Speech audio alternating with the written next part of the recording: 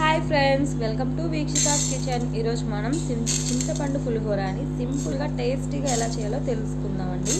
ఇలాగాని మీరు చేశారంటే మళ్ళీ మళ్ళీ చింతపండు పులిహోరని ఇలానే చేసుకొని తింటారు.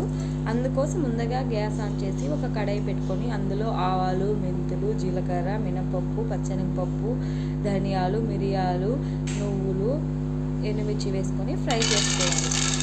ఫ్రై చేసుకున్న దాన్ని మిక్సీ జార్లో వేసుకొని మిక్సీ పట్టుకొని పొడిగా పక్కన పెట్టుకోవాలి.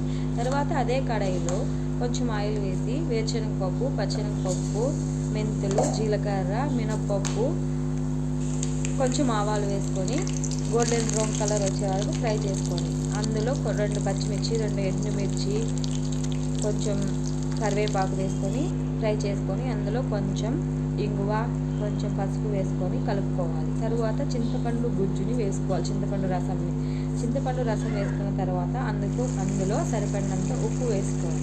సరిపడినంత ఉప్పు వేసుకున్న తర్వాత ఆ చింతపండు రసం అనేది బాగా కుక్ అయ్యి నూనె అంతా పైకి తేలేంత వరకు కుక్ చేసుకోవాలండి. లేకపోతే మిక్చర్ అనేది త్వరగా పాడైపోతుంది. తర్వాత ఒక బౌల్లోకి అన్నం తీసుకొని ముందుగా గ్రైండ్ చేసుకున్న పౌడర్ని 1 టీ స్పూను, మనం చింతపండు గుజ్జుని 1 టేబుల్ స్పూన్ వేసుకొని అన్నంలో కలుపుకోవాలండి. అంతేనండి, చింతపండు పులిహోర రెడీ. ఇది చాలా బాగుంటుందండి, నిజం చెప్తున్నాను, చాలా చాలా బాగుంటుందండి. మీరు కూడా తప్పకుండా ట్రై చేయండి. ఎలా వచ్చిందో కామెంట్ సెక్షన్లో కామెంట్ చేయండి. అలాగే మా ఛానల్ని సబ్స్క్రైబ్ చేసుకోండి.